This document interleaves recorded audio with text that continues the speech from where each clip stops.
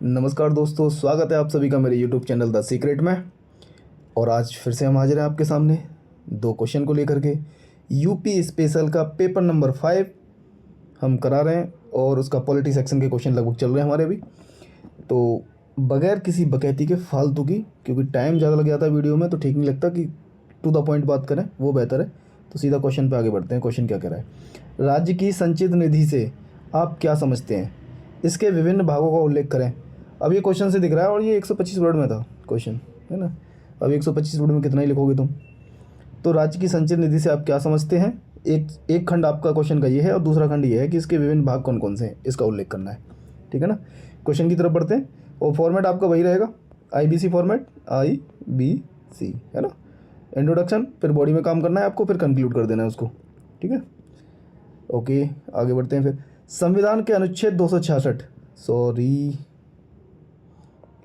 संविधान के अनुच्छेद 266 के अनुसार राज्य सरकार द्वारा प्राप्त कुल राजस्व ऋणों, ट्रेजरी बिलों द्वारा उगाए गए कुल ऋणों की प्राप्ति की कुल धनराशि का एक संचित निधि का निर्माण करते हैं। ये सब मिलकर के एक संचित निधि का निर्माण करते हैं, जिसे राज्य की संचित निधि कहते हैं।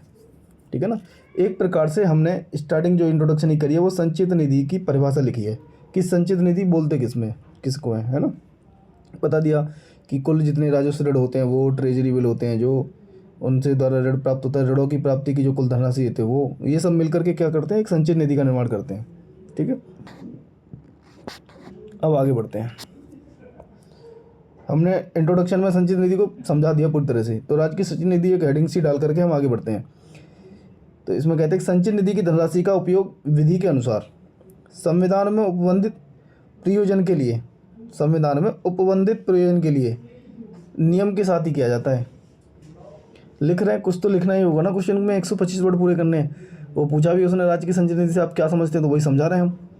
संचित निधि से कोई भी धनराशि विधानमंडल की अनुमति के बिना खर्च नहीं की जा सकती, है ना। जब तक विधानमंडल अनुमति नहीं दे देगा तो उसकी बगैर अनुमति के आप संचित निधि से कोई भी धनराशि नहीं निकाल सकते। ये तो आप संचित निधि पढ़ रहे हो, एक आप पढ़ते हो आकस्मिक निधि, है ना, उसमें विधानमंडल की जरूरत नहीं होती है। ठीक है जी। सेकंड पार्ट इस क्वेश्चन का था संचित निधि के भाग बताइए कि संचित निधि के कौन से भाग होते हैं। तो संचित निधि के 3 भाग होते हैं, राजस्व लेखा, पूंजी लेखा और एक और है ऋण लेखा। ठीक है ना। तो इनके बारे में बताओ आप। राजस्व लेखा में क्या क्या आता है? सेवाओं के लिए जो फीस है, जुर्माना है और जब्तियाँ आदि से प्राप्त सरकार की वर्तमान आय, ये राजस्व लेखा में आती है। और ये जो वर्तमान आय, इस आय से पूरे किए जाने वाले व्यय और विभिन्न करों एवं शुल्कों का लेखा होता है ना। विभिन्न कर होते हैं, शुल्क होते हैं, और ये जो वर्तमान आय है उससे पूरे किए जाने वाले व्यय होते हैं शामिल, तो राजस्व लेखा में शामिल होते हैं ये। ठीक है। दूसरा संचित निधि का भाग होता है पूंजी लेखा, है ना। तो इसमें पूंजी लेखा में क्या आता है? पूंजीगत व्यय। और पूंजीगत व्यय कैसा व्यय होता है? पूंजीगत व्यय आता है इसमें। तो पूंजीगत व्यय होता कैसा व्यय? पूंजीगत व्यय ऐसा है जैसे रोड कंस्ट्रक्शन कर रहे हो आप, है ना, तो जो स्थायी और भौतिक प्रकार की ठोस परिसंपत्तियों, मशीनरी, संयंत्र, भवनों आदि की वृद्धि या निर्माण के उद्देश्य से किया जाता है ना।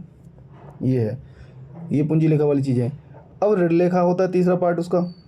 तो ऋण लेखा में क्या था? सरकार द्वारा उधार लिए गए ऋण और उनका पुनर्भुगतान, मार्केट बोरोइंग जो पढ़ते हो आप, एंड अदर लाइबिलिटीज। तो ऋण लेखा में आ रहा है सरकार द्वारा उधार लिए गए ऋण और उनका पुनर्भुगतान, सरकार द्वारा भुगतान किए गए ऋण और अग्रिम और उनकी वसूली, ऋणों की वसूली। आप ऋण भी तो देते हो ना, तो वो वापस भी आएंगे, उनकी वसूली भी करोगे ऋणों की, तो वो ऋण लेखा में आ जाते हैं। इस तरीके से पार्ट आपका कंप्लीट हो जाता है और कंक्लूड कर दोगे। इस प्रकार हम कह सकते हैं कि उत्तर प्रदेश की जो संचित निधि है सभी सरकारी खातों में सबसे महत्वपूर्ण है। असाधारण मदों को अगर छोड़ दिया जाए तो सरकार द्वारा प्राप्त राजस्व उसके व्यय संचित निधि का हिस्सा होते हैं। सरकार द्वारा प्राप्त राजस्व और उसके व्यय, ठीक है ना। ये है, इस तरीके से ये शॉर्ट क्वेश्चन था 125 वर्ड में, तो हमने लिख दिया। बेहतरीन लिखा गया, कोई दिक्कत नहीं, दोनों पार्ट कंप्लीट किए गए। 125 वर्ड में आप कितना ही लिखोगे, टाइम भी नहीं होता है, 5 मिनट मैक्सिमम मान लो उसमें लिखना है आपको, फॉर्मेट भी तैयार करके देना है। नेक्स्ट क्वेश्चन आपका ये रहा सामने आपके, क्या कहता है? धन विधेयक के मामले में विधानसभा के विशेष अधिकार को स्पष्ट कीजिए। अच्छा, एक चीज़ देख रहे हो आप, कुछ क्वेश्चन सोसाइटी टाइप के सोसाइटी के क्वेश्चन हो सकते हैं, है ना, आईआर वगैरह में क्वेश्चन होते हैं, कुछ सिक्योरिटी से संबंधित होते हैं। तो ये क्वेश्चन ऐसे हैं कि जहाँ अगर आपको थोड़ा बहुत अगर ठीक है ना भी पता हो ना तो भी लिख लेते हो, लेकिन इस मामले में पॉलिटिकल क्वेश्चनों में ना तुमको नॉलेज होनी चाहिए। धन विधेयक पूछा है तो धन विधेयक कौन से आर्टिकल में आता है, विधानसभा के विशेष अधिकार है तो कौन कौन से विशेष अधिकार है वो भी आपको बताने होंगे। मतलब बगैर पढ़े हुए बगैर याद की चीज़ें आप लिख नहीं सकते इसमें ढंग से, और क्वेश्चन आपका बहुत बेकार हो जाता है। इसलिए कभी कभी GS2 में बहुत किसी के बहुत नंबर अच्छे आ जाते हैं और किसी के बिल्कुल नहीं आते, बहुत कम नंबर रह जाते हैं। मतलब फैक्चुअल नॉलेज होती है ना, तो वो आनी चाहिए आपको, क्योंकि सीधे सीधे क्वेश्चन पूछता है। अब ये क्वेश्चन भी क्या करा, विधानसभा के विशेष अधिकार बताइए धन विधेयक के संबंध में। अब क्या ही इसमें रॉकेट साइंस लगेगी, सीधा सीधा बता देना है। चलिए, संविधान के अनुच्छेद 199 के अनुसार कोई विधेयक धन विधेयक तब माना जाएगा। अब ये राज्य के संबंध में है आर्टिकल 199 जो आपको देख रहे हो, फिर नहीं तो वो 109 और 110 पढ़ते हो आप धन विधेयक से संबंधित संसद के मामले में। तो संविधान के अनुच्छेद 199 के अनुसार कोई विधेयक धन विधेयक तब माना जाएगा, कब माना जाएगा भाई, जब अनुच्छेद 197 में दी गई सूची में से कोई एक से अधिक या फिर सभी विषयों से जुड़े प्रावधान होंगे, है ना। आर्टिकल 197 में एक सूची दी गई है कि इसमें से संबंधित अगर प्रावधान है तो आप उनको धन विधेयक मान सकते हो। और वो धन विधेयक मानने वाली कहानी है कौन, जैसे संसद में कौन, लोकसभा का अध्यक्ष, और विधानसभा क्या हो, विधानसभा का अध्यक्ष। विषय से जुड़े प्रावधान, इस सूची से बाहर के विषयों से जुड़े कोई प्रावधान नहीं होंगे, ठीक है ना।